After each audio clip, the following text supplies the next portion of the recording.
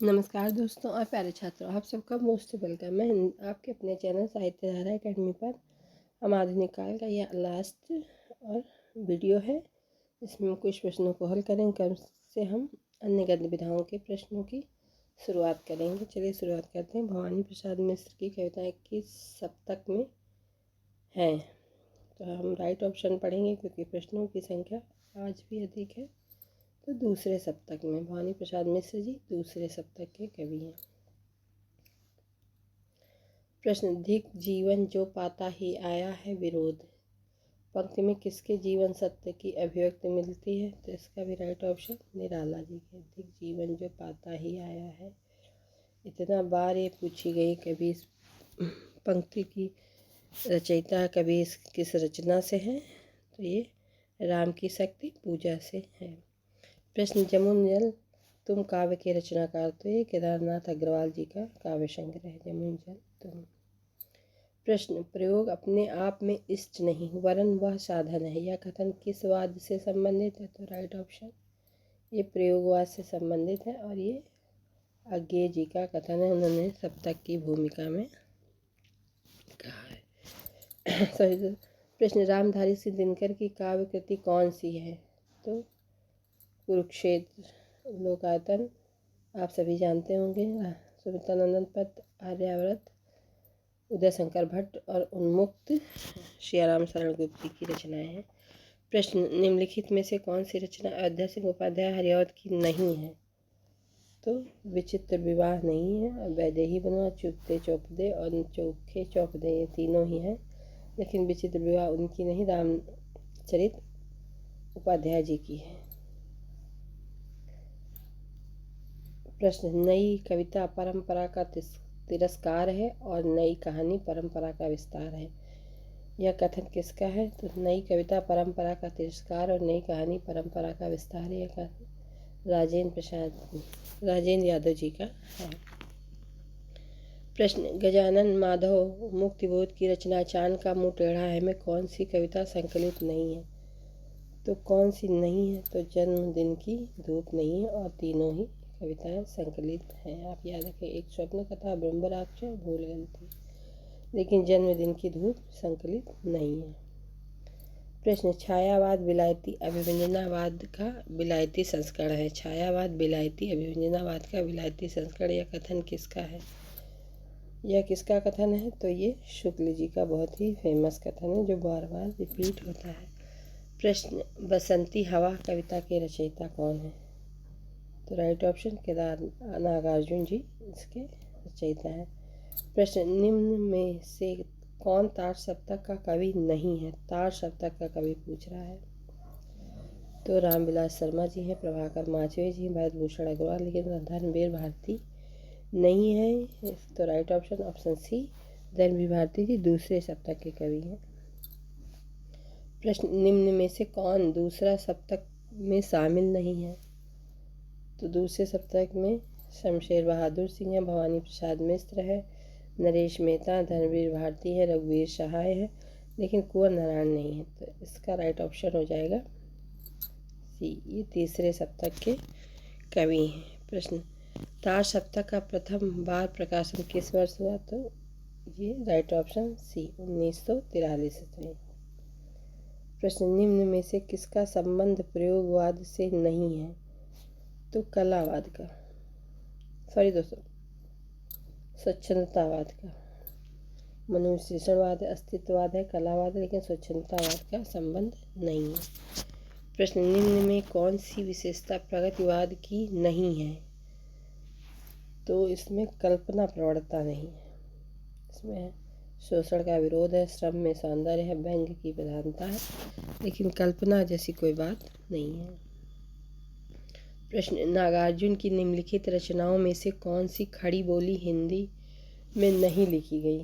तो इसका right option है पत्रहीन नग्नगाछ, ये इनकी मैथिली में रचित रचना है। प्रश्न,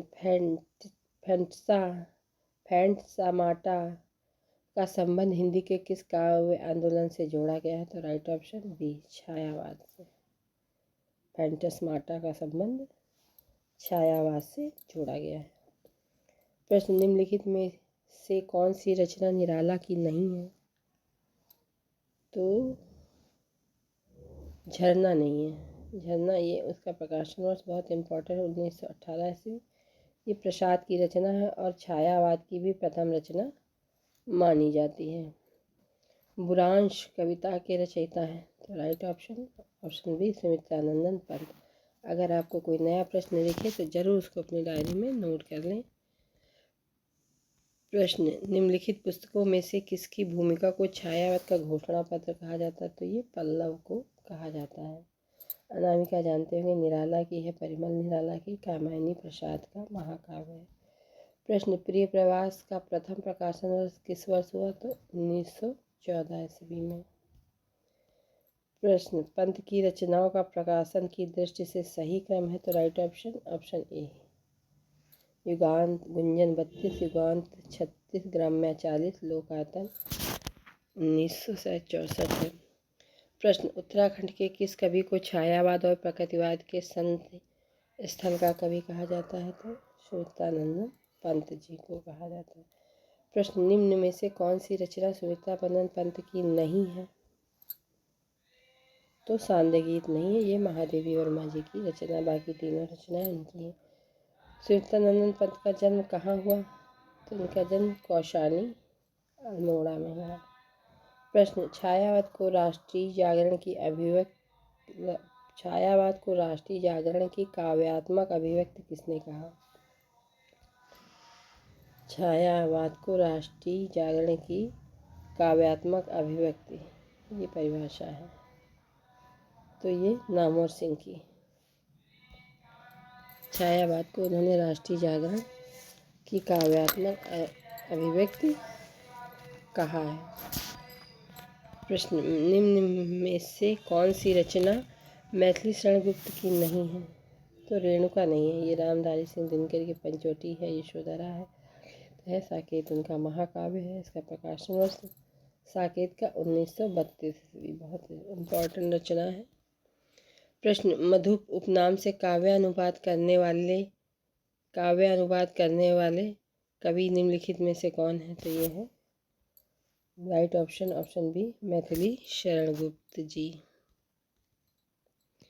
प्रश्न, बद्रीनारायण चौधरी प्रेमघन उर्दू में किस नाम से कविता लिखते थे? तो अब्र नाम से। और रसा नाम से कौन लिखता था? आप कमेंट में जरूर बताएंगे।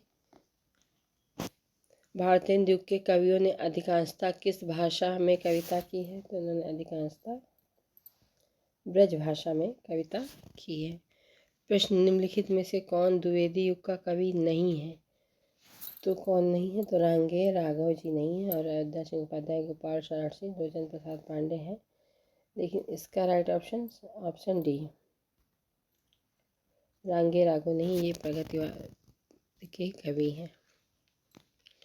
प्रश्न, अंग्रेज राज सुख साज सजे सब भारी, अंग्रेज राज सुख साज सजे सब भारी, पैदन विदेश चली जात यह है अति ख्वारी। इन पंक्तियों का मूल कथ्य निम्नलिखित में से कौन सा है? इसका राइट ऑप्शन है ऑप्शन ए, राजभक्ति और देशभक्ति में द्वंद्व। प्रश्न, छायावाद का पतन पुस्तक के लेखक कौन है? तो इसके ऑप्शन है राइट ऑप्शन डी, देवराज। ऐसे ही एक प्रश्न आया था पिछली बार नेट में, छायावाद, और मैंने देवराज ऑप्शन में कर दिया था, वो नामवर सिंह जी की रचना थी। तो ऐसे सेम रचनाओं के सेम लेखक भी दे देते हैं, आपको कंफ्यूज कर देंगे। तो आप ध्यान रखिए, छायावाद का पतन देवराज की और छायावाद नामवर सिंह की रचना है। प्रश्न, कौन सी रचना रामधारी सिंह दिनकर की नहीं है? तो ये अध्यात्म चिंतन है, रेणुका भी है, नीम के पत्ते में, दिल्ली भी। तो इसका राइट ऑप्शन है ऑप्शन ए, रामधारी सिंह दिनकर की नहीं। प्रश्न, प्रयोगवाद शब्द का सबसे पहले प्रयोग किस आलोचक ने किया? तो ये नंद दुलारे वाजपेयी जी ने किया। प्रश्न, यह अभिनव मानव प्रजा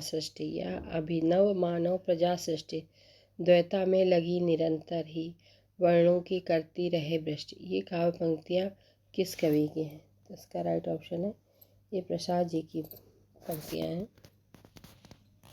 प्रश्न, निम्नलिखित कवियों को उनके काव्य संग्रहों के साथ सम्मिलित कीजिए।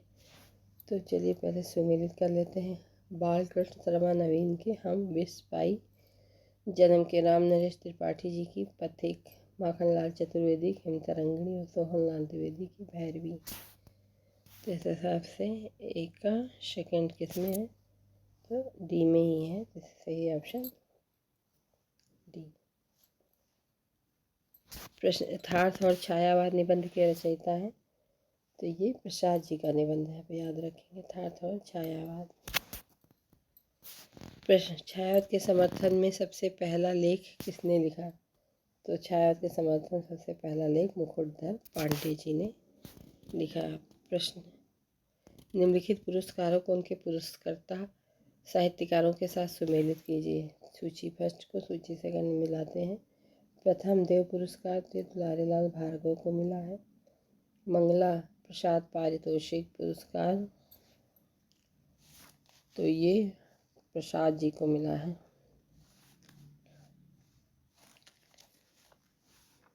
ये प्रसाद जी को मिला है।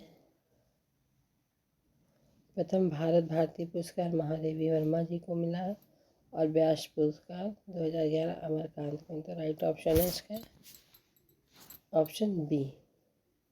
प्रथम देव पुरस्कार दुलारीलाल भार्गव, प्रथम मंगला प्रसाद पारितोषिक प्रसाद, प्रथम भारत भारती महादेवी वर्मा, व्यास अमरकांत। तो राइट ऑप्शन बी। प्रश्न, इनमें से कौन सी कृति प्रतिबंधित रही, तो ये भारत भारती। चिंगारियाँ काव्य के बारे में पूछ रहा है। चिंगारियाँ इनकी कहानी संग्रह है, ये भी प्रतिबंधित थी। जो घनीभूत पीड़ा थी इस मस्तक में, जो घनीभूत पीड़ा थी मस्तक में स्मृति सी छाई, दुर्दिन में वो में आज आंसू बनकर वह आज बरसने आई। उपर्युक्त काव्य पंक्तियाँ किस कवि की हैं, तो ये प्रसाद की बहुत ही फेमस पंक्तियाँ हैं। प्रश्न, कविता दो शब्दों के बीच की नीरवता में रहती है। काव्य भाषा के संबंध में उपर्युक्त मत किसका है, तो ये अज्ञेय जी का मत है। कविता दो शब्दों के बीच की नीरवता में रहती है। प्रश्न, एक तनी हुई रस्सी है जिस पर मैं नाचता हूँ, पंक्ति के रचनाकार है, तो ये अज्ञेय जी की बहुत ही फेमस पंक्ति है। एक तनी हुई रस्सी है जिस पर मैं नाचता हूँ। प्रश्न, युगधारा की रचयिता है, तो इसका राइट ऑप्शन सी, ये नागार्जुन जी की रचना है। प्रश्न, शब्द जादू हैं मगर क्या यह समर्पण कुछ नहीं है। शब्द जादू हैं मगर क्या यह समर्पण कुछ नहीं। ये पंक्तियाँ किस रचनाकार की हैं, तो इसका राइट ऑप्शन ए, ये गजानन माधव मुक्तिबोध जी की पंक्तियाँ हैं। प्रश्न, जयशंकर प्रसाद के काव्य ग्रंथों का प्रकाशन वर्ष के अनुसार सही क्रम है, तो इसमें राइट ऑप्शन है बी। प्रेम पथिक 1913, झरना 25, झरना 18, आंसू 25, लहर 33। 1913, 1918, 1925 और 1933। प्रश्न, निम्नलिखित में से मैथिली शरण गुप्त की कौन सी रचना नायिका प्रधान नहीं है, तो पंचवटी नहीं है। और जो तीनों है यशोधरा, साकेत, विष्णुप्रिया नायिका प्रधान, लेकिन इसमें राइट ऑप्शन बी, पंचवटी नहीं है। प्रश्न, परिवर्तन नामक कविता सर्वप्रथम सुमित्रानंदन पंत के किस काव्य संग्रह में संकलित है, तो इसका राइट ऑप्शन है ए, परिवर्तन पल्लव। इससे याद करने में आसानी रहती है, पल्लव में संकलित है। प्रश्न, छायावादी कवियों ने जब आध्यात्मिक प्रेम को अपनी कविताओं में व्यक्त किया तो ऐसी कविताओं को किस वाद के अंतर्गत रखा गया, तो छायावाद के अंतर्गत। प्रश्न, 19वीं सदी की साहित्य सृजन का मूल हेतु है, तो इसका सी, पराधीनता का बोध साहित्य सृजन का मूल हेतु। प्रश्न, जल प्लावन भारतीय इतिहास की ऐसी प्राचीन घटना है जिसको आधार बनाकर छायावाद युग में एक महाकाव्य लिखा गया, उसका नाम है, तो ये कामायनी। इसका प्रकाशन वर्ष 1935 ईस्वी।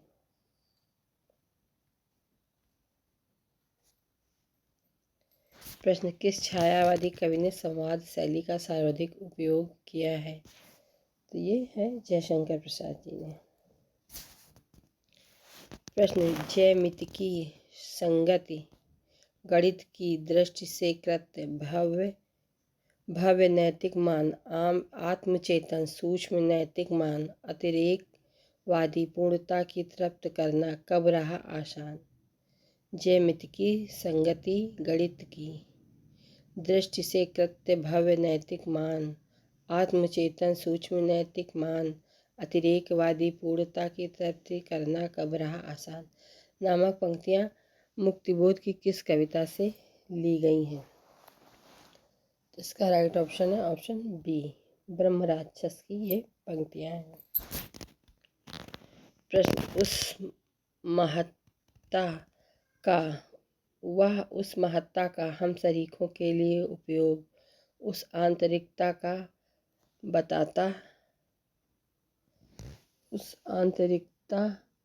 बताता में महत्व है। वह उस महत्ता का हम शरीकों के लिए उपयोग उस आंतरिकता का बताता में महत्व है। पंक्तियाँ मुक्तिबोध की किस कविता से ली गई हैं? तो इसका राइट ऑप्शन है ए, ब्रह्मराक्षस। प्रश्न,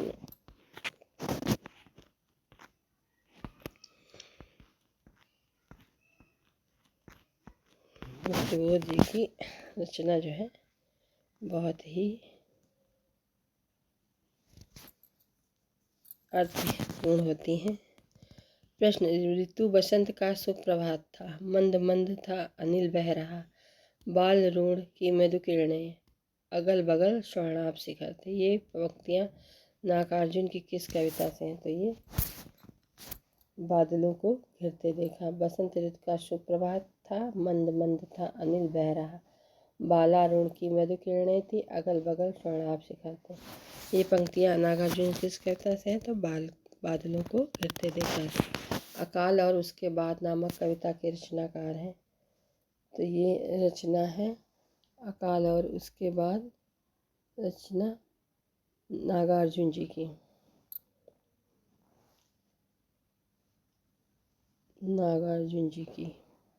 राइट आंसर। प्रश्न, यह युग बच्चे के समान हंसता खेलता आया था और जिसमें बच्चों की सी निश्चलता, अक्खड़पन, सरलता और तन्मयता थी। यह कथन किस आलोचक का है? फिर से पढ़ते हैं एक बार। यह युग बच्चे के समान हंसता खेलता आया था जिसमें बच्चों की सी निश्चलता, अक्खड़पन, सरलता, तन्मयता थी। यह कथन किस आलोचक का है? तो right option A, Shukla ji ने भारतेंदु युग के बारे में है। प्रश्न, लहरें व्योम चूम उठती, चपलाएं असंख्य नचती पंक्ति जयशंकर प्रसाद की किस रचना के अंश से है? तो इसका राइट ऑप्शन डी, कामायनी से। इसका राइट ऑप्शन डी, कामायनी की रचनाएं हैं। प्रश्न, नखत की आशा किरण समान हृदय के कोमल कवि की कांत पंक्ति किसकी लिखी हुई है? नखत की आशा किरण समान हृदय के कोमल कवि की कांत पंक्ति किस कवि की लिखी हुई है? तो इसका right option B, Jaishankar Prasad ji की पंक्ति है। प्रश्न, मौन नाश विध्वंस अंधेरा, शून्य बना जो प्रकट अभाव पंक्ति किसके द्वारा लिखी गई है? तो ये राइट ऑप्शन है, इसका राइट ऑप्शन जयशंकर प्रसाद जी को लग रहा है कि उत्तरानंद पंत की कविता से। प्रश्न, दुरित दुख दैन्य न थे जब अज्ञात अपरिचित जरा मरण भ्रूपात पंक्ति के रचनाकार हैं? तो इसका राइट ऑप्शन है सुमित्रानंद पंत जी की पंक्ति है। ऐसे प्रश्न ही हम लोगों को परीक्षा में बहुत परेशान करते हैं। प्रश्न, काल का आकरुण भ्रगुटी विलास तुम्हारा ही परिहास नामक पंत की किस कविता का अंश है? तो इसका राइट ऑप्शन है परिवर्तन। प्रश्न, अब पहुँची चपला बीच